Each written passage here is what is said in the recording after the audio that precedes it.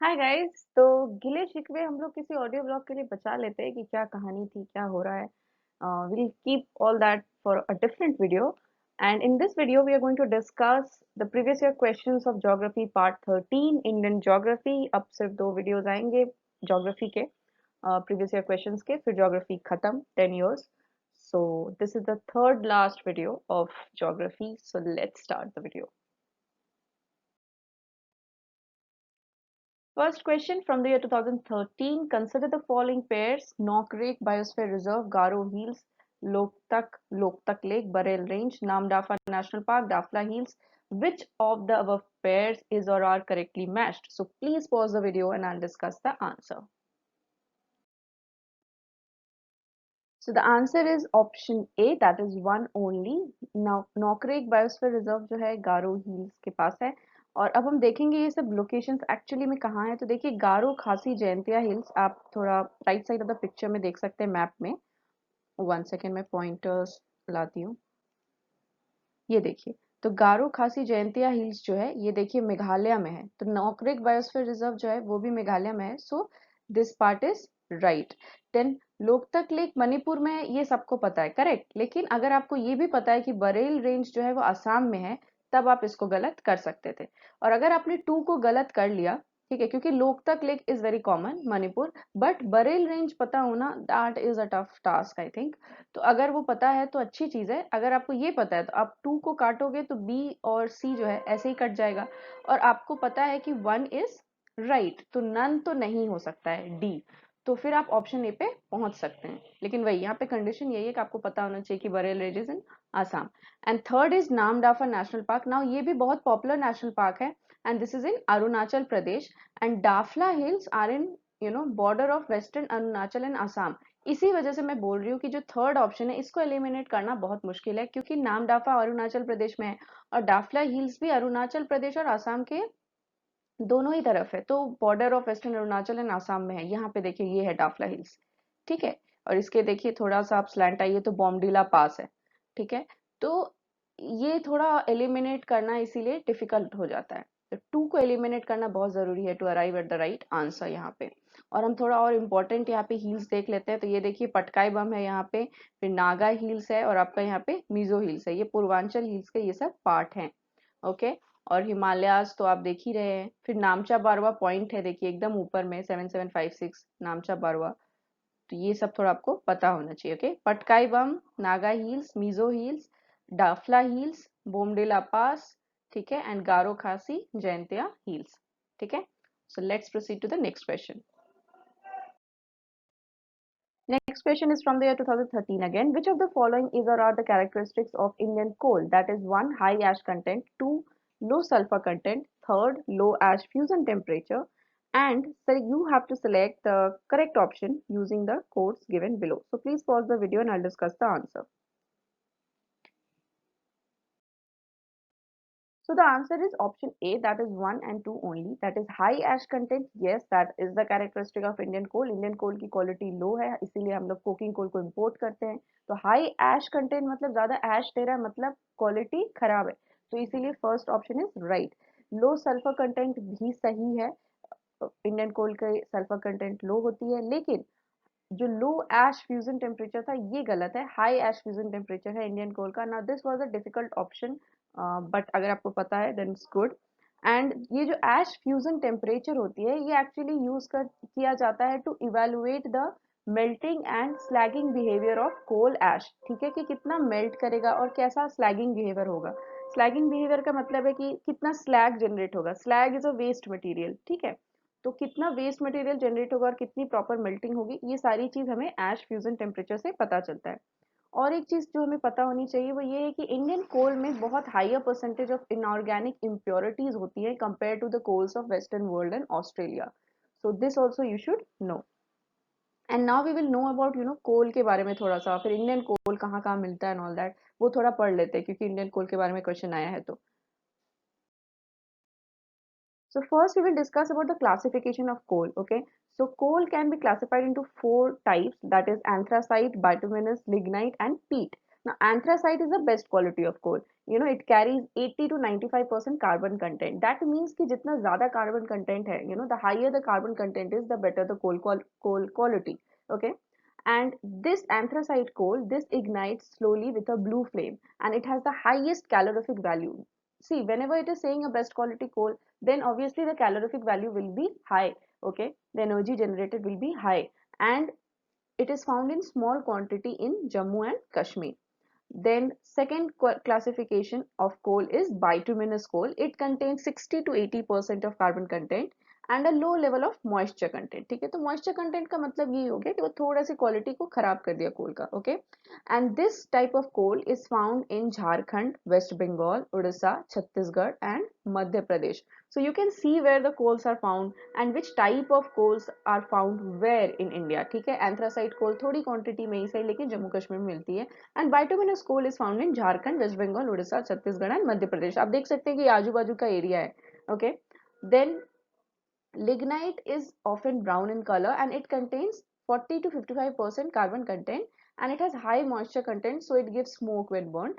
It is found in Rajasthan, Lakhimpur, Assam and Tamil Nadu. ठीक है, तो अब देखिए जैसा कि मैंने आपको कहा कि अगर मॉइस्चर कंटेंट है that means it will lower the quality of the coal because it will provide smoke, है ना.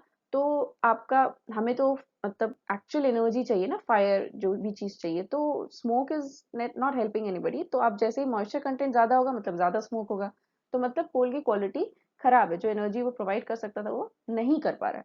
सो that is why whenever you see high moisture content, that means the quality of the coal is lower. Okay, then peat has less than 40% carbon content. It is in the first stage of transformation from wood to coal. तो देखिए wood क्या होता है, कोल generate कैसे होता है कि बहुत सारा पेड़ वगैरह जो ये काफी दिन तक अगर डिकम्पोज हो जाए, फिर बहुत सारे तरीके के प्रोसेस होते हैं, कंप्रेशन एंड ऑल दैट, तो ओवर सेवरल मिलियन ईयर्स ये कोल बनता है. ओके, तो क्या होता है कि ऑब्वियसली जितने जितनी ज्यादा साल में बना होगा वो कोल, वो उतना अच्छे क्वालिटी का होगा, और जितने कम साल में वो कोल बना होगा वो उतने बुरे क्वालिटी का होगा. तो पीट जो है वो फर्स्ट स्टेज है of transformation from wood to coal, and that is why it is has the lowest carbon content. Now you see coal में हाउ विल यू अंडरस्टैंड कौन सा कोल कितना अच्छा है, कितना उसमें कार्बन कंटेंट है, उससे आपको पता चलता है. तो आपको अगर अरेंज करने दिया जाए कि किस में कितना कार्बन कंटेंट है या फिर किस में कितना मॉइस्चर कंटेंट है, तो नाउ यू नो कि हाई मॉइस्चर कंटेंट मतलब low quality and high carbon content मतलब गुड क्वालिटी. तो आप उस हिसाब से अरेंज कर सकते हैं. अगर हम कार्बन कंटेंट के हिसाब से अरेंज करने जाएं फ्रॉम डिसेंडिंग, लाइक सबसे ज्यादा जिसमें है वो पहले आएगा, तो anthracite will be first, second will be bituminous, lignite and then peat, and that goes for the quality as well. So but अगर हमें ये बोल दे कि मॉइस्चर कंटेंट किसका ज्यादा होगा, तो ऑब्वियसली फिर ये जो मतलब अरेंजमेंट है ये उल्टा हो जाएगा कि peat, lignite, bituminous, anthracite. So that you need to keep in mind.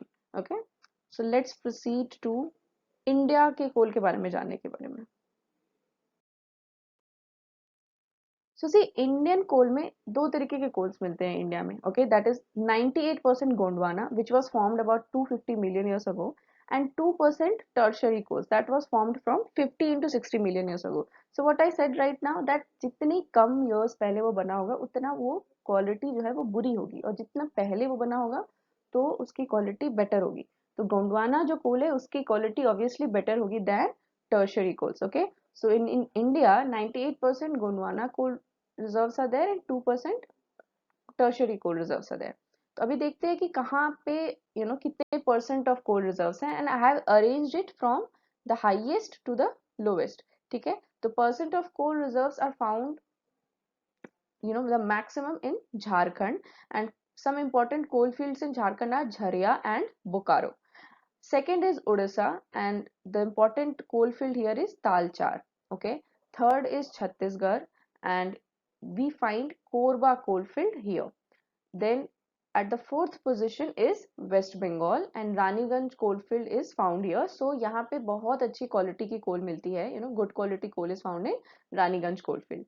Then at fifth position is Madhya Pradesh Singrauli coalfield, and in sixth position is Andhra Pradesh Singareni coalfield. तो ये नाम आप थोड़ा देख लीजिएगा, होता है ना, रौली जो है वो मध्य प्रदेश है और रेनी जो है वो आंध्र प्रदेश है. ठीक है, देन आफ्टर दैट ये जो मैंने ऐसे रेड किया है इन सब की कोल की क्वालिटी इतनी अच्छी नहीं है। तो ये जो 1 to 6 है इनमें कोल की क्वालिटी थोड़ी बेटर है, बट 7 to 11 में जितने भी आप देख रहे हैं इसमें इतनी अच्छी क्वालिटी ऑफ कोल नहीं है। लेकिन हमने एक चीज पढ़ी कि एंथ्रासाइट कोल जो है, जो बेस्ट क्वालिटी ऑफ कोल होता है, वो थोड़ी क्वांटिटी में जम्मू एंड कश्मीर में मिलता है। But when we are saying मतलब कि यहाँ पे इन पांचों में क्वालिटी ऑफ कोल इतनी अच्छी नहीं है, इसका मतलब है कि मैक्सिमम जो कोल यहाँ मिलता है वो उतनी अच्छी क्वालिटी की नहीं होती है, इररिस्पेक्टिव ऑफ कि थोड़ी जो एंथ्रासाइट कोल इंडिया में है वो जम्मू एंड कश्मीर में है।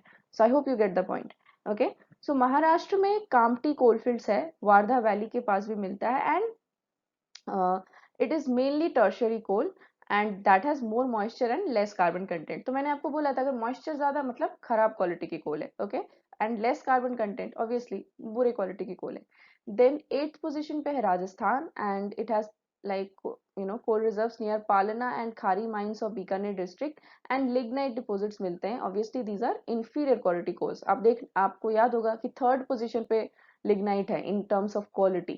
okay, first is anthracite, second is bituminous, third is lignite and fourth is peat। So ninth position पे है गुजरात, भारोच एंड कच्छ डिस्ट्रिक्ट्स में मिलते हैं यहाँ पे कोल reserves. At 10th position is Tamil Nadu. Lignite coal is found in Neyveli in the South Arcot district. And at 11th position is Jammu and Kashmir, where coal reserves are found in Shaliganga, Handwara, Baramulla, Riyasi, and Udhampur districts. So these are some places where coal reserves are found in India. Okay, and you should know this. So let's proceed to the next question now. So next question is from the year 2013. Which of the following statements regarding laterite soils of India are correct? First, they are generally red in color. Second, they are rich in nitrogen and potash. Third, they are well developed in Rajasthan and UP. Fourth, tapioca and cashew nuts grow well on these soils. So select the correct option using the codes given below. So please pause the video and I'll discuss the answer. So the answer is option C, that is 1 and 4. Yes, laterite soils of India are red in color because of iron oxides. So इसमें जो है ये actually थोड़ा टूटने से बनता है laterite rocks के, and that rocks contains iron oxides। तो iron oxides की वजह से इसका जो कलर है वो थोड़ा रस्टी रेड होता है। आप ये देखिए, ये फोटो में आपको दिख रहा होगा कि ये जो कलर है ये आपका रस्टी रेड है। Okay, and see, they are deficient in nitrogen and potash, they are not rich in nitrogen and potash। और एक important चीज याद रखिएगा कि कोई भी major soil जो है ना वो rich in nitrogen नहीं है। ओके, सो अगर कोई भी ऐसा rich in nitrogen वाला ऑप्शन है और आपको नहीं पता है exactly कि वो rich है नाइट्रोजन में वो soil, तो आप उसको गलत कर सकते हैं इन केस आपको वो क्वेश्चन को मतलब ऑप्ट करना ही करना है। ओके, क्योंकि कोई भी major soil they are not rich in nitrogen.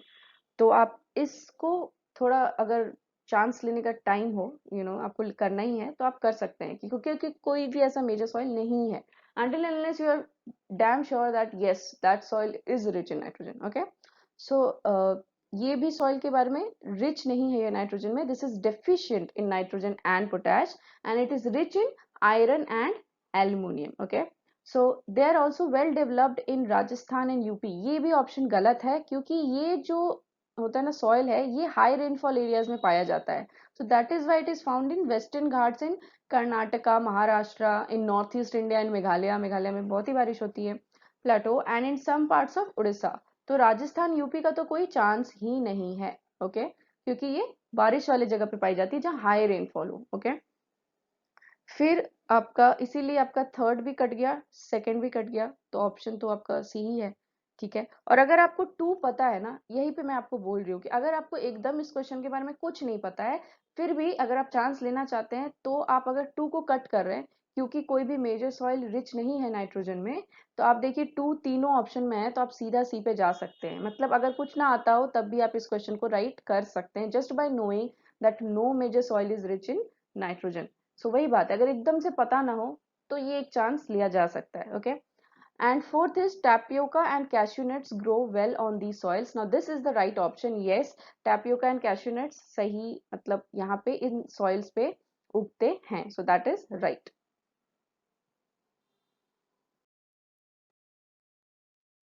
Next question is from the year 2013. Consider the following statements. Natural gas occurs in the Gondwana beds. Second is mica occurs in abundance in Koderma. Third is dharwars are famous for petroleum. So which of the statements given above is or are correct? So let's pause the video and I'll discuss the answer. तो देखिए अभी हमने पढ़ा कि India में जो कोल है, Indian कोल जो है वो 98% गोंडवाना है, ठीक है। तो अगर आप गोंडवाना देख रहे हो और आपको लग रहा है कि कभी भी आपने नेचुरल गैस और गोंडवाना का रिश्ता नहीं देखा, तो आप इस ऑप्शन को गलत कर सकते हैं। आपने 1 हटाया तो आपके पास एटलीस्ट जो होता है ना, ये अगर गलत होगा, ठीक है, तो आपको ए आप काट सकते हैं, बाकी तो ऐसा कुछ और है नहीं काटने वाला। होता है ना C D, C B C D तो नहीं काट सकते। Then second is mica occurs in abundance in Koderma. Okay, so ये एक्चुअली में सही है। Yes, mica occurs in abundance in Koderma. Third is Dharwars are famous for petroleum. So no, this is not right. Dharwars are in Karnataka and it is not famous for petroleum but for iron and manganese. Okay, so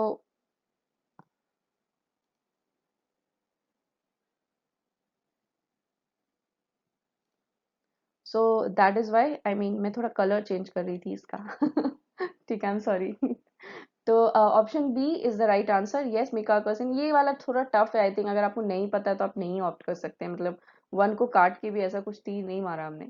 तो second अगर आपको पता है that it is right और third गलत है then only you can arrive at the right answer.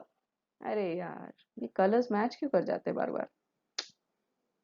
Blue लिया जाता है, हाँ ये बढ़िया कलर है चलो, okay, so let's proceed to the next question.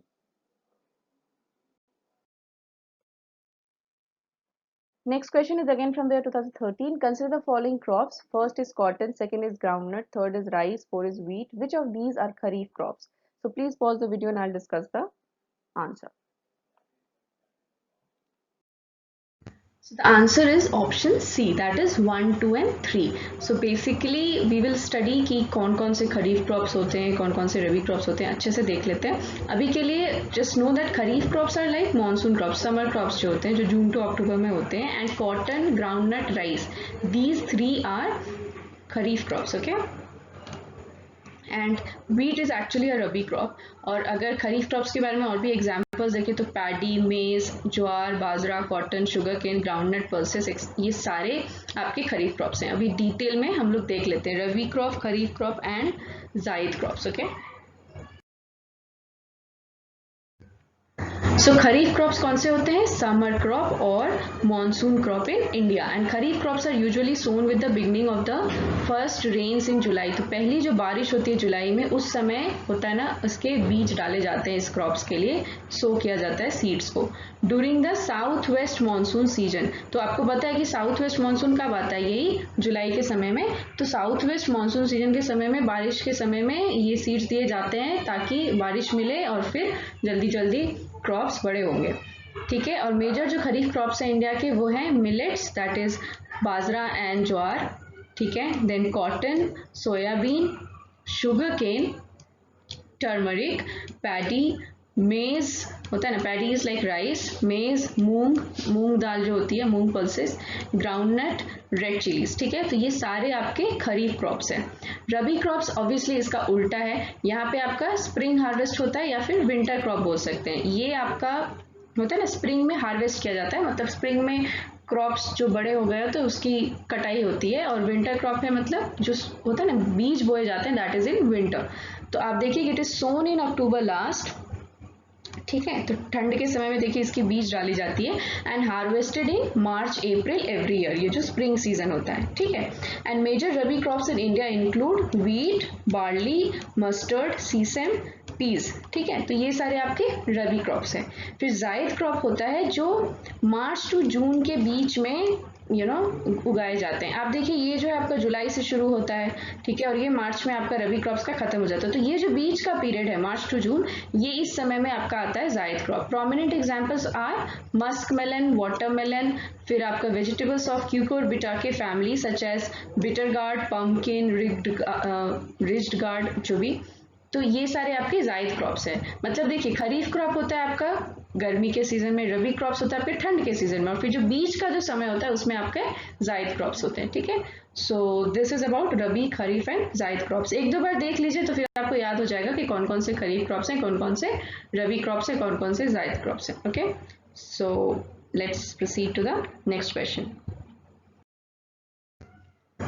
So next question is from the year 2013. Consider the following pairs: Limbu, Sikkim, Karbi, Himachal Pradesh, Dongaria, Kondh, Orissa, and Bonda, Tamil Nadu. Which of the above pairs are correctly matched? तो ये basically tribes के pairs हैं, ठीक है। तो आप you can pause the video and we'll discuss the answer. तो देखिए ये जो है आपका लिम्बू जो है ये सही है, yes this tribe belongs to Sikkim. ये वाला जो आप देख रहे हैं ना, ये ग्रीन वाला पिक्चर, ये है आपके लिम्बू ट्राइब्स का। आप देखिए सर पे ऐसे बांधाते हैं ये लोग, फिर वैसे ही आपकी ईयरिंग्स होती हैं और फिर गले में ऐसे ये पहनते हैं। तो ये आपके लिम्बू ट्राइब्स के लोग होते हैं, ये सिक्किम में पाए जाते हैं। फिर आपके कार्बी हिमाचल प्रदेश जो है ये गलत है, ये एक्चुअली कार्बी जो ट्राइब्स होते हैं ये मेघालय में पाए जाते हैं। ये वाला पिक्चर देखिए, ये आपके कार्बी ट्राइब्स के लोग हैं, तो ये आपके मेघालय में पाए जाते हैं। फिर डोंगारिया कोंध जो है वो उड़ीसा का है, ये सही है। डोंगारिया कोंध जो है उड़ीसा में मिलता है ये ट्राइब। ये वाला जो ट्राइब है ये है आपका डोंगारिया कोंध के लोग, ठीक है। इनकी देखिए अपनी वो नोज वगैरह में पिन्स पहनते हैं, फिर गले में ऐसे पहनते हैं। So this is their style. आप देखिएगा सबका अलग एक तरीका होता है, fashion style and everything, cultures थोड़े अलग होते हैं।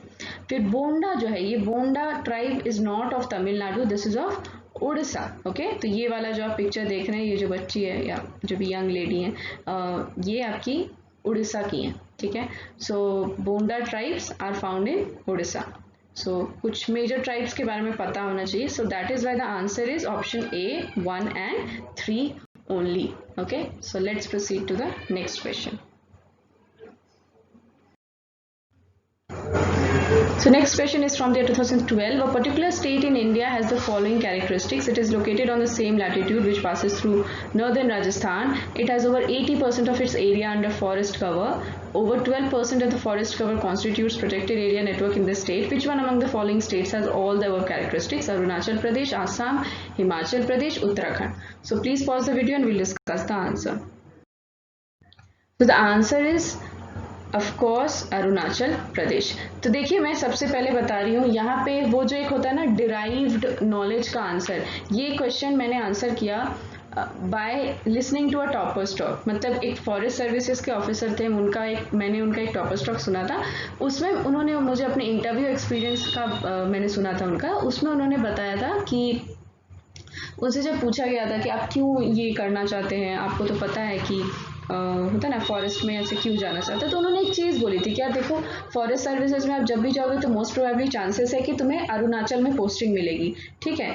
तो इससे मुझे एक चीज़ का आइडिया लगा कि यहाँ पे देखिए एक चीज़ बोल रहा है it has over 80% of its area under forest cover. तो मुझे लगा अगर फॉरेस्ट सर्विसेज की मेन पोस्टिंग अरुणाचल प्रदेश में होती है तो इसका ये मतलब है कि वहाँ पे बहुत ज़्यादा फॉरेस्ट होगा, तो इसीलिए मुझे लगा कि ये अरुणाचल प्रदेश ही होना चाहिए, ठीक है।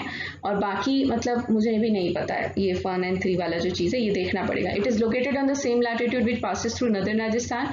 Over 12% of the forest cover constitutes protected area network. तो यहाँ पे जितना फॉरेस्ट कवर है उसमें ओवर 12% जो है ये प्रोटेक्टेड एरिया नेटवर्क में आता है, okay. And it is located on the same latitude जिससे मतलब जो नॉर्दर्न राजस्थान से पास होती है, ठीक है। तो ये आपका ऐसे करके लैटिट्यूड जाता है, तो नॉर्दर्न राजस्थान जहाँ पे है उधर ही आपका अरुणाचल प्रदेश भी है।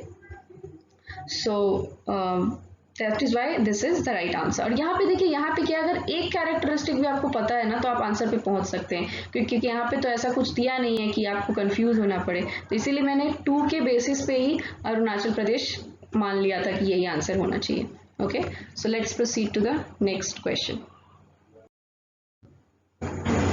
So next question is from the year 2012. Consider the following crops of India: cowpea, green gram, pigeon pea. Which of the above is or are used as pulse fodder and green manure? So let's pause the video and then we can discuss the answer. अभी यहाँ पे भी देखिए थोड़ा सा आपको वो experience तो नहीं बट टिप्स एंड ट्रिक्स थोड़ा सा अगर आप दिमाग लगा के सोचे प्रेजेंस ऑफ माइंड के साथ, तो देखिए एक चीज़ मैंने सुनी थी वीडियो में कि होता है ना यूपीएससी में जो एग्जामिनर है, अगर आप एग्जामिनर के ब्रेन में जाके देखें तो उसे जो क्वेश्चन फ्रेम करना है उसमें उसको मतलब होता है ना एब्सोल्युटली रॉन्ग ऑप्शंस देने होंगे। मतलब ऐसा होना चाहिए कि या तो वो एकदम गलत होता है, या फिर मतलब उसकी थोड़ी सी भी गलत होने के अगर चांसेस है, मान लो वो थोड़ा सा भी सही हो सकता है, कि मान लीजिए कि पिजन पी जो है वो अगर होता है ना एकदम पल्स की तरह यूज नहीं किया जाए, एकदम फॉडर की तरह यूज ना किया जाए, या एकदम ग्रीन मैन्योर की तरह यूज ना किया जाए, ये कहना बहुत मुश्किल है ना। ये हो सकता है कि कोई इसको यूज कर रहा हो पल्स की तरह या फॉडर की तरह या ग्रीन मैन्योर की तरह। मतलब ये ऐसा चीज है जो बहुत ज्यादा सब्जेक्टिव है। आप इसको मतलब नहीं बोल सकते हैं that this can be completely wrong. मतलब देखिए पल्सेस की ऑब्वियसली कैटेगरी होती है डेफिनेटली, लेकिन टू से this is definitely not a pulse is also a big thing. ठीक है, तो इसीलिए एग्जामिनर कभी ऐसा क्वेश्चन फ्रेम ही नहीं करेगा जिसमें ऐसा कंट्रोवर्सी में वो बंदा फंस जाए या बंदी फंस जाए कि ये गलत आंसर है या गलत है। तो इसीलिए जब भी इस टाइप का क्वेश्चन हो जिसमें आपको लगे कि इसको गलत फ्रेम करना मुश्किल है, मतलब ये बोलना कि काउपी पल्स फॉडर या ग्रीन मैन्योर में से कोई नहीं हो सकता है, ये थोड़ा मुश्किल है। मतलब हो सकता है ना कि कोई एक जगह है जहाँ पे उसको फॉडर की तरह यूज कर रहे हैं, या इनमें से कोई भी ऐसा हो ही सकता है कि कोई किसी जगह पे वो फॉडर की तरह यूज हो रहा हो या ग्रीन मैन्योर की तरह भी यूज हो रहा हो। क्लाइमेट पे, सॉइल पे, बहुत सारी चीज़ों पे डिपेंड करता है, पल्स की तरह यूज हो रहा हो। तो इसीलिए जब भी इस टाइप का कुछ क्वेश्चन दिखे तो you should go always for 1 2 and 3, मतलब सारे सही। ठीक है, तो इस टाइप के क्वेश्चंस में आप थोड़ा देख लेना। अगर आपको एकदम कंफर्म पता है कि नहीं ये यूज हो ही नहीं सकता, देन ऑब्वियसली आप जाइएगा उस तरफ कि जो आपको सही लग रहा है एकदम 100%। बट अगर 100% वाली चीज नहीं है then I think it is difficult to say that this can not be used as this. So ये एक तरीका है जिससे आप सॉल्व कर सकते हैं, और ये मैंने कहीं पे सुना ही है किसी वीडियो में, तो I am just telling you that. Okay, so let's proceed and I think that is like fair. I mean मैं सुनने का मतलब ये नहीं कि जिस किसी ने भी कहा मैंने मान लिया। उन्होंने एग्जाम्पल्स भी दिया, मैंने खुद भी सोचा कि ये बात सही है ना। तो आप लॉजिक से अगर सोचिए तो सच है ये, कि ऐसा क्वेश्चन कभी फ्रेम ही नहीं होगा जो एक वो देखिए कुछ कुछ क्वेश्चंस वैसे हो जाते हैं, बट दैट इज लाइक कुछ कुछ को अगर हम एक्सेप्शंस माने, वो जनरल तो वैसा नहीं हो सकता है ना। तो अगर आप देख रहे हैं कि आपको लग रहा है कि ये इसके थोड़े से भी चांसेस है, 1% भी चांसेस है कि ये हो सकता है, तो फिर you have to go for 1 2 and 3, है ना। तो that's right. Let's proceed to the next question. Consider the following crops of India: groundnut, sesame and pearl millet. Which of the above is or are predominantly rain-fed crop or crops? So let's pause the video and I'll discuss the answer. The answer is again 1 2 and 3। तो यहाँ पे देखिए क्या पूछा गया है कि rainfed है कि नहीं, मतलब बारिश पे डिपेंडेंट है, जो होता है ना जो बिना बारिश के नहीं हो सकता। तो सही है, ये तीनों ही बारिश पे डिपेंडेंट है। आपका ग्राउंड नट भी जो है इसको मीडियम रेनफॉल चाहिए, and this is like done in, ये जो उगाई जाती है ये गुजरात में, आंध्र प्रदेश में, राजस्थान में, ये सब जगह पे किया जाता है। फिर सीसमम और जो पर्ल मिलेट है ये दोनों प्रोमिनेंट ड्राई लैंड क्रॉप है। तो ड्राई लैंड क्रॉप का मतलब है कि देखो वहाँ पे बारिश के बिना क्रॉप्स उग ही नहीं सकते। ठीक है, तो इसीलिए सीसमम, पर्ल मिलेट, ग्राउंड नट, ये तीनों ही एक्चुअली रेनफेड है, और सीसमम और पर्ल मिलेट तो बिल्कुल ड्राई लैंड क्रॉप्स हैं। ठीक है, तो ये एकदम जो सूखा वाला जगह होता है वहाँ पे उगाई जाती हैं, तो बारिश होगी उस समय ही ये उगती हैं, मतलब बारिश होने से ही इनका फलन फूलन होता है। Okay, so I don't know that much Hindi यार, मैं क्या करूँ, मतलब हिंदी मेरी थोड़ी वैसी हो जाती है, आती है हिंदी मुझे लेकिन। ओके चलो next question. Next question is from the year 2012. When you travel in the Himalayas, you will see the following. First is deep gorges. Second is U-turn river courses. Third is parallel mountain ranges. Fourth is steep gradients causing landsliding. Which of the above can be said to be the evidences for the Himalayas being young fold mountains? So please pause the video and we'll discuss the answer. So the answer is option D, that is 1 2 3 and 4।